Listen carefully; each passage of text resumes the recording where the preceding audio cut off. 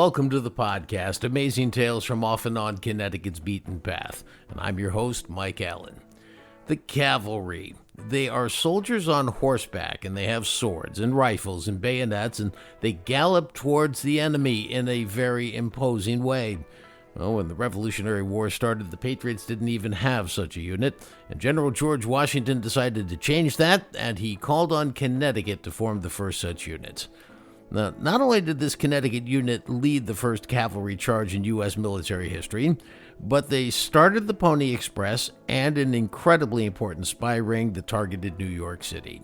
And just wait until you hear the vivid description of that first cavalry charge. It'll send shivers down your spine. Well, this unit, the Connecticut Second Light Dragoons, is still active, and here to tell us about the history of this amazing group is its current commander, Captain Salvatore Tarantino, who goes by just Sal. And now, how Connecticut horsemen helped win the Revolutionary War. There's an old saying, bring in the cavalry. It meant that when you had soldiers riding on very fast, strong, and imposing horses, you could literally turn the tide of a military engagement to your advantage. Now, just imagine if the soldiers could manage to sneak around your flank to the side of you with their horses and then attack you from the side while you're fighting off ground-based soldiers and cannons who are out in front of you. Well, not a pretty picture. Having a cavalry gives you, obviously, a leg up over the enemy. In fact, it's kind of hard to imagine fighting a war in the old days without having such a unit. But that's just what happened to the Patriot forces who were fighting the British for U.S. independence in the Revolutionary War. The Connecticut Second Light Dragoons, and dragoons is French for dragons, is still actually in existence. They've got about 20 to 30 members. The state legislature officially resurrected the famous squad so that we can know today what it was truly like in yesteryear when the Patriots fought the British. It's incredibly complex to fight a battle while riding a horse, and you're going to hear all about that. In fact, this squad has so many accolades to its credit, it's hard to squeeze them all into one episode, but we're going to try. And we're going to start off with the fact that the Second Light Dragoons was the first U.S. Army unit to ever lead a cavalry charge on behalf of the U.S. military. The Dragoons are led by Captain Salvatore Tarantino, who actually keeps and trains the same types of horses at his farm in eastern Connecticut that they rode back in the 1700s. Beyond that, Captain Tarantino, and he prefers to be called just Sal, is a fountain of knowledge about all things military, starting back in the Revolutionary War days. So let's start off with the basics. My understanding, Sal, is that the Connecticut Second Light Dragoons was the very first military organization in U.S. history to ever lead a cavalry charge, meaning actually fighting on horseback. Do I have that right? You are right. The first commissioned cavalry. Washington sends a note to Congress saying there's no doing without him. The next day, on December 12th, 1776, Congress approves it. As at that date, we are commissioned as the first commissioned cavalry. The name as the second is because they had reserved for the Virginia Light Horse under Washington a commissioning, but that did not come through until January 3rd, 1777. So we were the actual first ones. So it's a bit of an unfortunate twist of fate that Connecticut gets called the Second Light Dragoons, even though technically they were commissioned first and started work before the Virginia Dragoons. But I guess that since George Washington was from Virginia, there was probably not going to be any arguing that. Now, isn't it true that the cavalrymen in the Dragoons were considered pretty old, even though they weren't really, in today's standards, all that old? They were considered old men at the time because they were approaching the ages of 26 to 30, or God forbid, 31 or over. And they were called men beyond the pale of life by the younger men. Most people don't understand that most of your younger troops serving in the war at that point were the 15 to 18-year-olds. Most of our officers that would come about later were between 18 and 23. Well, that makes me feel pretty old right now.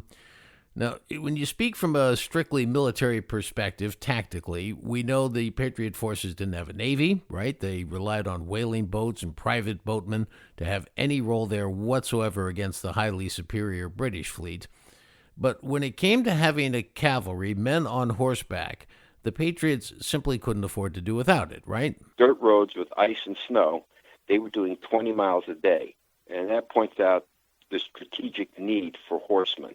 Infantry in that type of condition can do maybe 5 or 6 miles a day tops. A horseman can do 20. The tactical advantage shifts to the unit, the army that has the horsemen. Well, and it's really not so simple coordinating the horses and training the soldiers for the first time, is it? People see the movies. Those are trained horses. These horses are used to everything. You're talking men who know nothing. It would be like giving you a musket and saying, you're now in the Second Dragoons. You wouldn't know what to do. You wouldn't know if you were going to have a uniform. You wouldn't know how to use the firearm. And now suddenly you're going to be taught all of this, and you're going to have to compete against a professional British soldier. They had to learn the art of using the musket on foot. They had to learn to drill on foot as the infantry. When you take that and you say, oh, by the way, you have to learn to ride a horse, then you have to learn how to train that horse to gunfire, saber fights, and then you have to be able to do the same off his back. All adds up. So to get all this going, I guess Washington had to know who could manage it, handle the horses, train the soldiers, and I guess he also had to have people who had extra funds to help outfit a group because it was so expensive. So at that point, he turned to Colonel Elijah Sheldon of Connecticut. Sheldon was off getting the money out of Philadelphia for General Washington. So he was already moving up in the confidence of Washington as a horseman and what he could do. A lot of these men were senior officers in the infantry, and they were promoted to cavalry. Deep pockets prevailed. You had the money, and to outfit a man was terribly expensive. These days, to out a dragoon on foot, it runs us about $2,000. Horses are horrendous. To outfit a single man on a horse to get him in modern terms would be about $8,000, $9,000. Back then, that would have been just horrendous beyond belief. Horses were hard to come by. He needed these horsemen now. We're finding out that what George Washington wanted and ordered is not necessarily what they got. Very hard. We actually have here at the farm those horses that match his orders. And I can tell you, it is a nightmare trying to get such animals here and getting them trained. We can understand what they went through. Through their eyes, it is a horrible time. But in the overall scheme of things, that was just a little bump in the road because despite all that, Washington ended up winning the Connecticut Second Light Dragoons by his side at all times. And that's the essence of what happened in July of 1777. They meet with him, and in July there's also an order for 7 of them to be his bodyguards. And from that point in 1777 until the very last day when Washington leaves New York after his farewell address, the second have members there with him, escorting him. Well, now it's time to tell the story of the famous battle, the battle of the name I love, the Battle of the Flockey. Now, it's actually one of those milestone events in U.S. military history that very few people have ever heard about. In fact, I hadn't heard about it. But the battle actually marks the very first cavalry charge ever undertaken by a formal U.S. military unit. Now, to set this up, the Second Light Dragoons were in the strategic county of Schoharie in New York. It's west of Albany, and they were taking on a British unit near, I guess it's Tory Man Tavern. Tell us what that was like. Most people understand that Schoharie Valley was a breadbasket center for all the Northern Army. We found the actual battlefield. All the spots that exist include Tory Man Tavern. What happened is that they came in, they took over the tavern, they went down to Middle Fort in Schoharie, where the farm is, where the loyalists were gathering. They did a full-out cavalry charge. It's a very frightening thing. Essentially, it's a controlled stampede. This is probably the best word, as you see in the old Westerns. Everything is moving forward. Time seems to slow down as you're moving forward, and you can feel the horse under you. You can hear the animals snoring and screaming and the jingling of the equipment and the men yelling and screaming because you're going at 40 miles an hour, and when the horses pick up to that speed, you can't stop them. You need plenty of space to stop them. And at that point, when they ran into the enemy, it was so effective that the British didn't come back to the valley for 2 years. Well, now we come around to another major accomplishment of the Dragoons, and again, something I didn't know, and I'm sure a lot of people didn't know. It was non-combative in nature. But isn't it true that they started what would come to be known as the Pony Express? Yes, Washington was using armed men as couriers in the north. Typical route was from Governor Trumbull at Hartford, where the War Council would meet. That would move all the way across the upper part of Connecticut over to Litchfield. From Litchfield, they would go over the mountain in the upper part of New York State, and they would go over across the Storm Mountain, and from there they would find wherever Washington was at Newburgh, or they could go towards West Point. And these couriers' job was to write and ride as much as they could. You know, there's a side note I want to talk about here, too. It's interesting when you talk about the fact that officers could actually pick which side they would fight for back in the day. Everyone takes the modern military history and tries to interpret that as what they did then. And you're not. You're comparing an apple to a watermelon. 18th century warfare was considered a profession, and officers of higher rank would switch sides as corporate officers would today in companies. That's the closest analogy I can give you. So going over to the enemy didn't necessarily mean you were an American traitor. It meant you got a better offer. When you decided to betray your information, that's where that fine line comes in, that gray line of traitor, non-traitor. That's just amazing. Well, this brings us now to the infamous Culper Spy Ring. Now, that was started by several, I guess, high-ranking members of the Dragoons, in particular this guy, Major Benjamin Talmadge. Tell me what we know about that. The Second itself was engaged in a lot of this. The actual letters and reports are in the Governor Trumbull papers up in Hartford. Sheldon was involved. Talmadge had the ring. Captain Bull was involved. These are men that I've seen sign off on the letters. Unfortunately, with what happened up there some years ago with the theft of different papers, I can't get the copies that we want. Well, I didn't know anything about this. What are you talking about? During the bicentennial, people were going up there with concealed razors and the like. They were cutting out parts of these original documents. At that time, you could go in and you could literally pull the book off the shelf, or they would bring it over to you. You could sit there and thumb through all the collection of letters like you would in a modern library book. And people were extracting parts of these letters and selling them on the market. That's just amazing. So to focus on Talmadge for a second, now he gets tapped by General George Washington to actually start this spy ring. British spies and loyalists, well, we know their spies were very active. They had infiltrated every level of life in Connecticut and in New York State. The result was that Washington was being outdone at every turn. He needed his own counter. Talmadge was one of those people. He was doing the stuff with the troops being stationed along the Connecticut coast to watch British shipping. The idea was to count how many warships, how many sloops of war, transports, that sort of thing that were going into Manhattan to see where troop buildup was. They needed intelligence. Talmadge was no nonsense. He'd come from Setauket. That's where his home was. Had no like for the British or Tories. And in 77, as the senior officer in the Second, that gave him discretion to do other duties. Talmadge was directing a lot of this. He was very learned. He'd studied at Yale. So did Nathan Hale.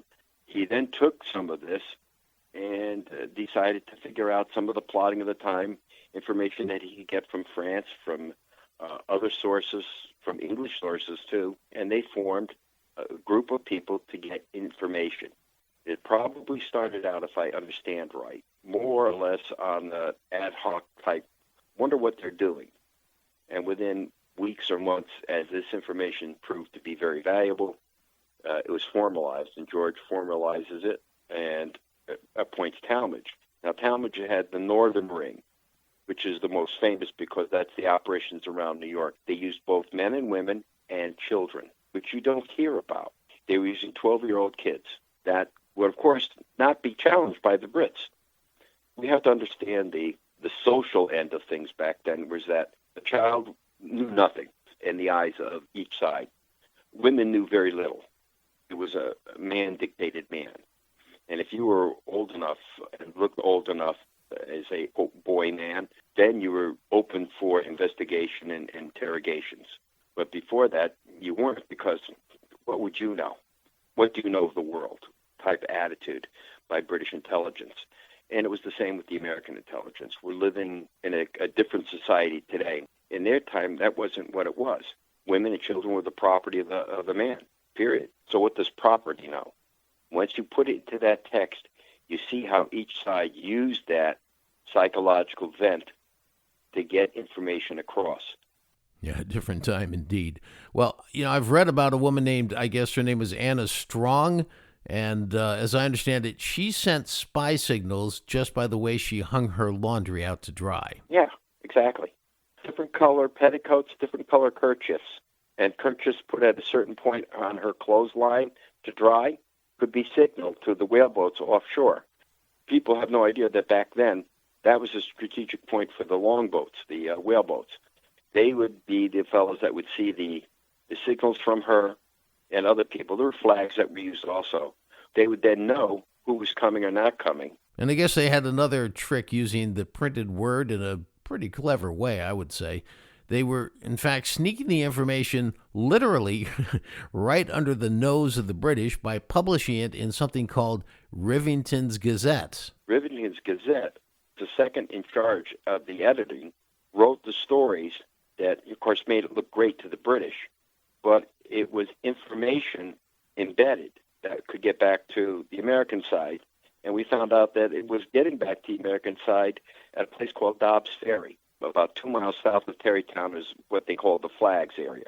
And there, British officers and American officers would meet.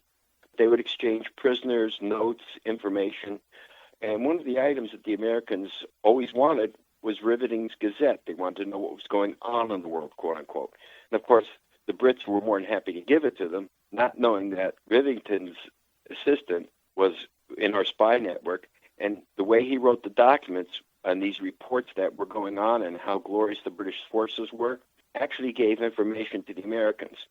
Talmadge was very good at this, very good at this. I mean, he had all sorts of spies and connectors and people that were working up and down the coast from what is today Madison, Guilford, Connecticut, all the way down to Horseneck, which was part of Greenwich, the lower part of Greenwich, Connecticut. So that whole coastline had people watching, doing things, reporting things.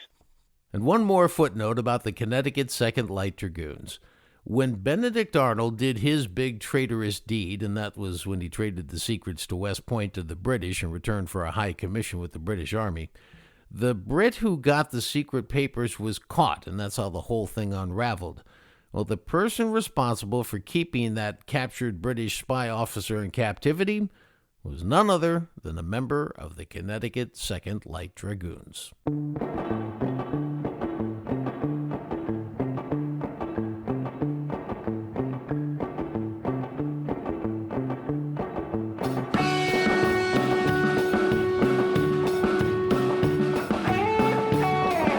That wraps up this episode of Amazing Tales from Off and On Connecticut's Beaten Path. I very much want to thank my guest for this episode, Captain Salvatore Tarantino, head of the Connecticut Second Light Dragoons. One last comment about the Dragoons.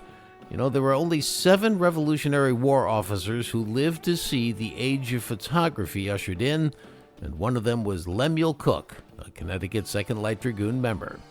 Well, next week on Amazing Tales CT, it was the Connecticut equivalent of Valley Forge, a winter encampment where soldiers faced harsh conditions, insufficient food and clothing, and yet did their job and protected the fledgling young new country. We'll be talking about Putnam Park in Reading, an episode that, trust me, you won't want to miss. If you like this show, make sure you follow the podcast wherever you get your podcasts, and please tell your family, friends, and colleagues all about Amazing Tales so they can hear these stories too. Amazing Tales from Off and On Connecticut's Beaten Path is a production of True North Associates, LLC. This is Mike Allen. Be safe, and please stay healthy.